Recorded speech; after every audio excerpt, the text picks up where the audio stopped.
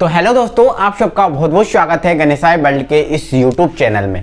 तो दोस्तों आज की जो वीडियो है, इस आज की वीडियो में वैसे तो हमें पढ़ना था चौथा अणुसंख्यक गुणधर्म जो है आपका परासरण दाब। लेकिन दोस्तों हमें क्या करना होगा, इस परासरण दाब को समझने से पहले हमें पहले परासरण समझना पड़ेगा। ठीक है, क्या समझना पड़ेगा? परासरण समझना पड़ेगा। और परासरण से भी पहले हमें क्या समझना पड़ेगा? अर्धपारगम्य झिल्ली कि अर्धपारगम्य झिल्ली क्या होती है। तो क्या अर्धपारगम्य झिल्ली जो है ना वो क्या होती है, ये समझना पड़ेगा हमें। ठीक है, तो दोस्तों अर्धपारगम्य झिल्ली बहुत ही सिंपल है। अर्धपारगम्य झिल्ली जो है ना बहुत ही सिंपल है, कोई कठिन टॉपिक नहीं है, कोई क्रिटिकल टॉपिक नहीं है। अक्सर दोस्तों आपने प्याज तो काटी होगी, प्याज को छीला होगा। ठीक है, बिल्कुल प्याज को काटी होगी, प्याज को छीला होगा।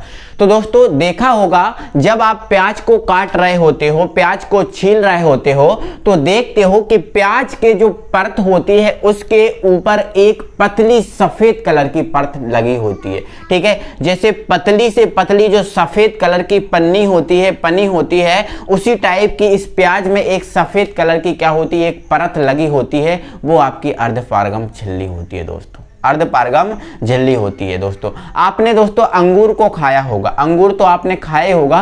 अंगूर को अगर आप छीलने की कोशिश करो तो अगर उसको आप छीलोगे तो उस पर एक पतली परत निकलेगी। क्या निकलेगी? एक पतली परत निकलेगी। वो क्या है? अर्धपारगम्य झिल्ली है। दोस्तों अक्सर आपको कभी ना कभी छोटी मोटी चोट तो लगी जाती है, छोटी मोटी तो चोट लगी जाती है।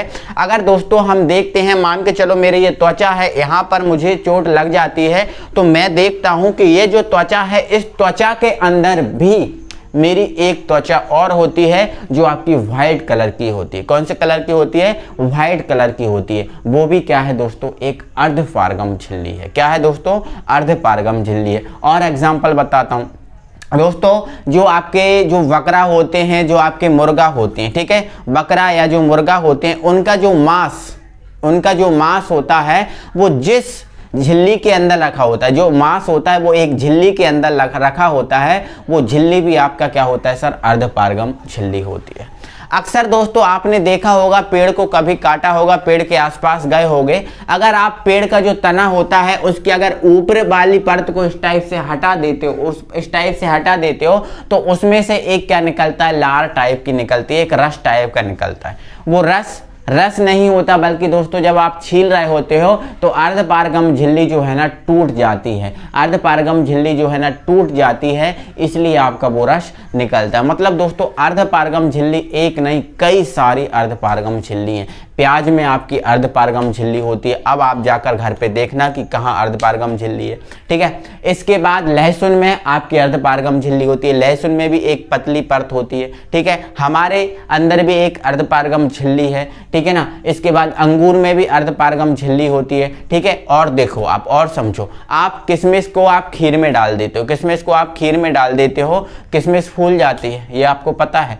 अब किशमिश को फूल जाती है तो फूली हुई किशमिश को आप यदि छीलोगे तो उसमें भी एक पतली परत निकल जाएगी। वो भी क्या है दोस्तों? एक अर्धपारगम्य झिल्ली है। वो भी क्या है? एक अर्धपारगम्य झिल्ली है।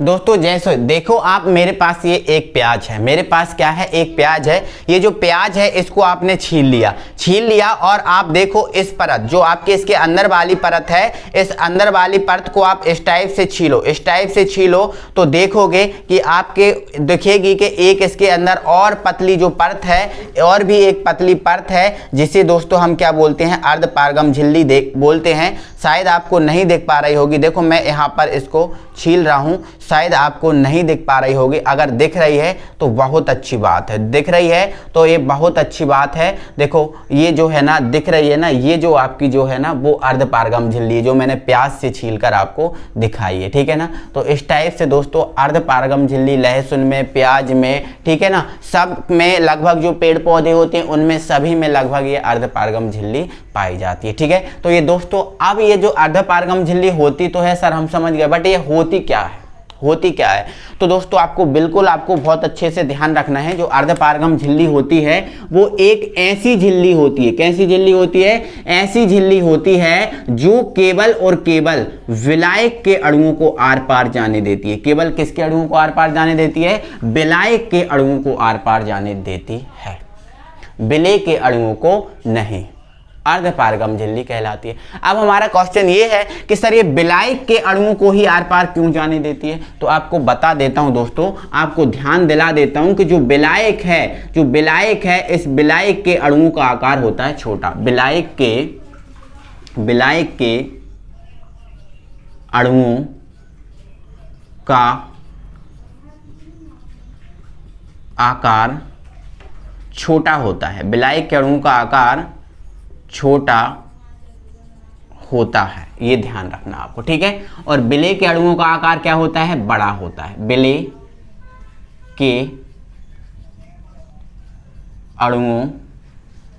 के अणुओं का आकार बड़ा होता है, ध्यान रखना आपको। विलायक के अणुओं को आर पार क्यों जाने देती है अर्धपारगम झिल्ली? क्योंकि विलायक के अणुओं का आकार दोस्तों है ना वो छोटा होता है और विलेय के अणुओं का आकार होता है बड़ा, इसलिए विलायक के अणुओं को आर पार नहीं जाने देती, क्योंकि ये जो अर्धपारगम झिल्ली है बहुत छोटे छोटे अणुओं को आर पार जाने देती है, ठीक है। इतना आपको क्लियर हो गया। अब आपको एक बात और याद रखना है दोस्तों, जो अर्धपारगम झिल्ली है ये दो टाइप की होती है। कितने टाइप की? दो टाइप की। एक हुई हमारी प्राकृतिक अर्धपारगम झिल्ली। कौन सी?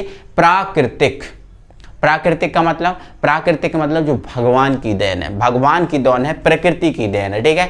तो इसमें कौन आ जाएगा? गोट ब्लेडर, ठीक है। गोट ब्लेडर मतलब बकरी के जो मांस होता है उसके अंदर जो मांस होता है वो झिल्ली के अंदर बंद होता है और वो झिल्ली अर्धपारगम झिल्ली, ठीक है, जिसको हम गोट ब्लेडर बोलते हैं, ठीक है। चर्म पात्र मतलब जैसे मान के चलो ये हमारी चर्म है, इसके अंदर एक और चर्म होगी व्हाइट कलर की, वो आपका चर्म पात्र हो जाएगा, ठीक है। प्याज की झिल्ली, लहसुन की झिल्ली, ये कौन सी झिल्ली है दोस्तों? अर्धपारगम झिल्ली। इसके अलावा हमारी नेक्स्ट जो झिल्ली होती है वो होती है संश्लेषित झिल्ली, ठीक है। संश्लेषित झिल्ली जिसको हम मानव निर्मित झिल्ली बोलते हैं। कौन सी झिल्ली? मानव निर्मित झिल्ली, ठीक है। तो ये मानव निर्मित झिल्ली जो होती है ना वो दो ही होती हैं, केवल अभी तक आपकी दो ही हैं, ठीक है। जिसमें आपकी पहली है कॉपर फेरोसाइनाइड। क्या है सर? कॉपर फेरोसाइनाइड, जिसका सूत्र क्या होता है? Cu ब्रैकेट में FeCN का होल 6, ठीक है। ध्यान रखना, कॉपर फेरोसाइनाइड मोस्ट इंपॉर्टेंट है, ये आपको बार बार याद दिलाना पड़ेगा, इसलिए अभी आप याद रख लो इसको, ठीक है।